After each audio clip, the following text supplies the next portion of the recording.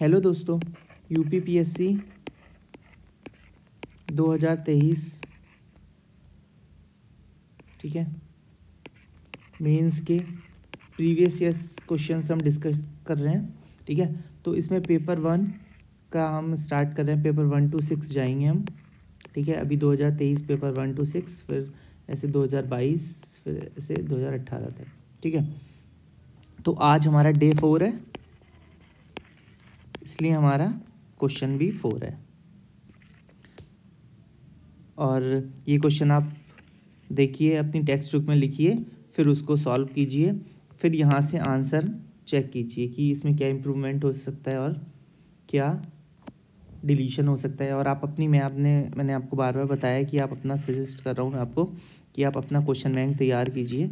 ठीक है, यहाँ से क्वेश्चन लिखिए, फिर उसका आंसर, और यहाँ से मॉडल आंसर चेक कीजिए। कुछ जो बातें आपको लगे उनको बुलेट पॉइंट्स में लिख लीजिए या कीवर्ड्स लिख लीजिए। ठीक है, तो ये आपकी हेल्प करेगा रिवीजन में। ठीक है, तो ये 8 मार्क्स का क्वेश्चन है। ठीक है, जिसमें हमें कितने 125 वर्ड्स लिखने होंगे। ठीक है, ये हो सकता है ज़्यादा वर्ड्स का हो। ठीक है, बट ये हेल्प करेगा आपको आपका एक क्वेश्चन बैंक क्रिएट करने में। ओके, तो ये what kind of hindrances do regionalism create in the development of India. ठीक है, जो रीजनलिज्म है, ठीक है, वो क्या क्या हिंड्रेंस क्रिएट करता है डेवलपमेंट ऑफ इंडिया में। ठीक है, तो मैंने आपको पहले बताया कि हम कोई भी क्वेश्चन कैसे स्टार्ट करेंगे कि 3 पार्ट में करेंगे उनको। ठीक है, जो फर्स्ट पार्ट होगा हमारा वो इंट्रोडक्शन होगा। ठीक है, second would be a body and last would be a conclusion. Conclusion में क्या होता है, कुछ सजेशंस भी लिख सकते हैं हम। ठीक है, और कुछ वे फॉरवर्ड। ठीक है, हर एक क्वेश्चन को सॉल्व करने का हमारा यही तरीका होगा। ठीक है, इंट्रोडक्शन है, बॉडी है और नीचे कंक्लूजन है। ठीक है, तो इससे क्या होगा कि जो एग्जामिनर है ना, वो स्टेप वाइज नंबर देगा। तो आपको एक एडवांटेज मिल जाएगी कि आप 8 मार्क्स में से ना 6.5 to 7 मार्क्स भी गेन कर सकते हैं, अगर मैं यूपीपीएससी की बात करूँ। ठीक है, तो ये क्वेश्चन करते हैं हम, what kind of hindrances do regionalism create in the development of India. ठीक है, ये 2023 प्रीवियस ईयर क्वेश्चन में फर्स्ट पेपर का है क्वेश्चन। ठीक है, 4th क्वेश्चन था ये। ठीक है, तो regionalism is a term use to describe the idea that people living in a particular region. ठीक है, तो हमने पहले बता दिया कि रीजनलिज्म है क्या। ठीक है, इसको बॉक्स में कर दो, बहुत अच्छा रहेगा। ठीक है, फिर शेयर ए कॉमन आइडेंटिटी। ठीक है, क्या होता है उनके पास identity based on their distinct characteristics such as language, culture, history and food habits. ठीक है, तो ये हमने बता दिया रीजनलिज्म होता क्या है भाई।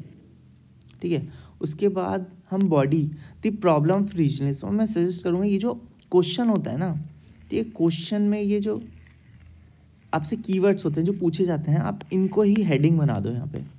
तो इससे आपको ना एक रफ आइडिया मिल जाएगा कि आपको किस डायरेक्शन में क्वेश्चन लिखना है। ठीक है, तो इसमें क्या, देखो बॉडी में हम क्या करेंगे, थी problem of regional is a disruptive element. ठीक है, डिस्ट्रप्टिव क्यों है इन इंडियाज नेशनल बिल्डिंग। ठीक है, first regions in India are divided on various ground. भाई क्या क्या ग्राउंड है जिस बेसिस पे रीजन हमारे डिवाइड हैं। जोग्राफिकली हो सकता है, ठीक है, जैसे नॉर्थ ईस्ट रीजन हो गया, ठीक है, हिमालयन रीजन हो गया, ठीक है, प्लेटू रीजन हो गया हमारा, ठीक है, साउथ ईस्ट, ये सब। ठीक है, इकोनॉमिक डेवलपमेंट हो गया, ठीक है, एक जहाँ पे गुजरात हो गया, ठीक है, महाराष्ट्र हो गया, ठीक है, ये रिच स्टेट हैं। ठीक है, एक तरफ छत्तीसगढ़ हो गया, झारखंड हो गया, बिहार हो गया, ये बीमारू स्टेट। ठीक है, लिंग्विस्टिक नॉर्थ ईस्ट की लैंग्वेज डिफरेंट है। ठीक है, हमारा जो यूपी, बिहार, यहाँ की लैंग्वेज अलग है। ठीक है, वेस्ट में आप जाएंगे वहाँ की डिफरेंट है लैंग्वेज। ठीक है, कास्ट के बेसिस पे डिवाइड है और can be defined by tribe etcetera. ठीक है, कुछ एरिया हैं जो ट्राइबल एरिया हैं।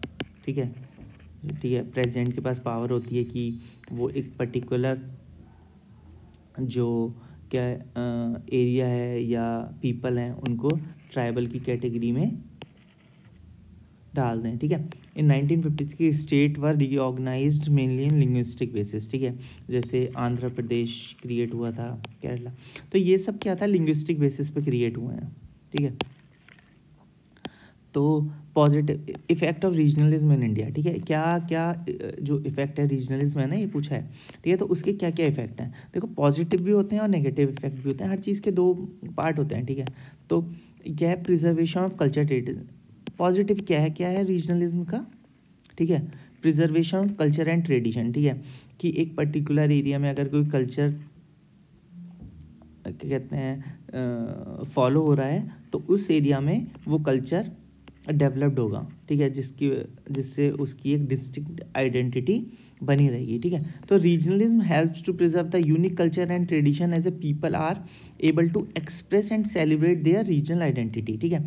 तो ये व्हाट है, डेवलपमेंट ऑफ लोकल इकोनॉमिक्स, ठीक है, regionalism can encourage the development of local economies by promoting investment in local business, ठीक है। Political empowerment, greater political empowerment में result from regionalism as a people with a strong sense of regional identity, ठीक है।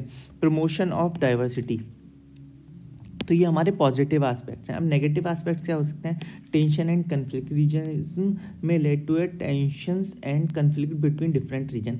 तो आप इसका example दे सकते हैं, जैसे नक्सलाइट्स एरिया है, ठीक है, वो अंडर डेवलप्ड है, ठीक है, तो उसकी वजह से वहाँ पे टेंशन और कन्फ्लिक्ट रहते हैं, ठीक है।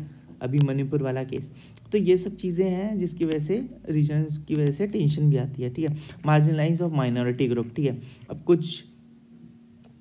कुछ ऐसे ग्रुप है माइनॉरिटी ग्रुप, ठीक है, जिनको क्या कहते हैं नेगलेक्ट किया जाता है। Regionalism can sometimes marginalize of a region, particularly those who do not share the language, religion and culture practice. Sometime हम काफ़ी बार हमने देखा क्या है, जैसे नॉर्थ ईस्ट के कुछ पीपल हैं, ठीक है, तो अगर वो इस एरिया में आते हैं हिंदी बेल्ट में, ठीक है, तो उनके साथ अच्छा ट्रीटमेंट नहीं किया जाता, ठीक है, तो ये चीज़ गलत है, ठीक है। Divisive politics, political parties leader में यूज़ रीजनल आइडेंटिटी, ठीक है, जैसे रीजनल पार्टी हैं, ठीक है, जैसे समाजवादी पार्टी है यूपी में, ठीक है, आरजेडी है आपके बिहार में, तो ये भी एक होता है क्या कहते हैं पॉलिटिक्स का इन्फ्लुएंस इस पे, ठीक है। टीएमसी हो गई, ठीक है, बंगाल में, तो ये चीज़, ठीक है। इफेक्ट ऑन इंटरनेशनल रिलेशन, ठीक है, अगर क्या कहते हैं रीजनलिज्म होगा ना, उसका इफेक्ट पड़ेगा इंटरनेशनल रिलेशन में। वो कैसे, regionalism can become a hurdle in international diplomacy as a senior issue such as Tamil Nadu's concern with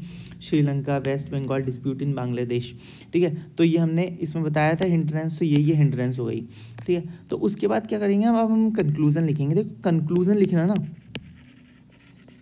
ठीक है, एक बहुत ही इंपॉर्टेंट चीज़ है।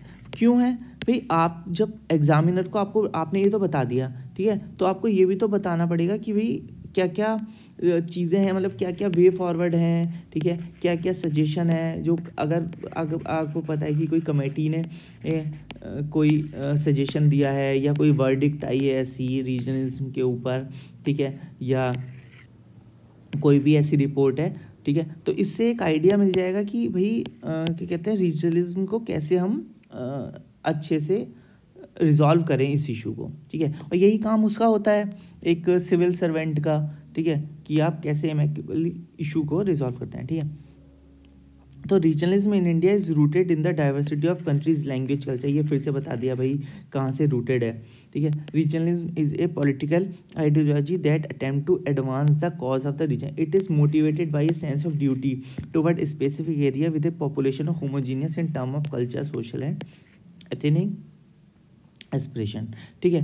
तो ये हमारा जैसे डे 4 था और ये 4th क्वेश्चन हो गया है, तो एक है, आप अपने आप भी ट्राई कीजिए, ठीक है, हो सकता है क्या आप इससे बेटर लिखेंगे, श्योर, ठीक है। Okay, thank you so much for today. Like and subscribe for more videos, मैं डेली वीडियोज़ डाला हूँ, तो इसकी नोटिफिकेशन के लिए तो आपको चैनल को लाइक कर दीजिए और बेल आइकन को क्लिक कर दीजिए, जिससे कि डेली हम क्वेश्चन को सॉल्व करें। और हम अभी जो डेली हैं 6 × 20 120 क्वेश्चन डिस्कस करेंगे 2023 के, ऐसे 2018 तक करेंगे। उसके बाद हम और भी मॉक सॉल्व करेंगे, ठीक है, तो ये हमारे हेल्प करेगा एक अपना क्वेश्चन बैंक तैयार में। Okay, thank you so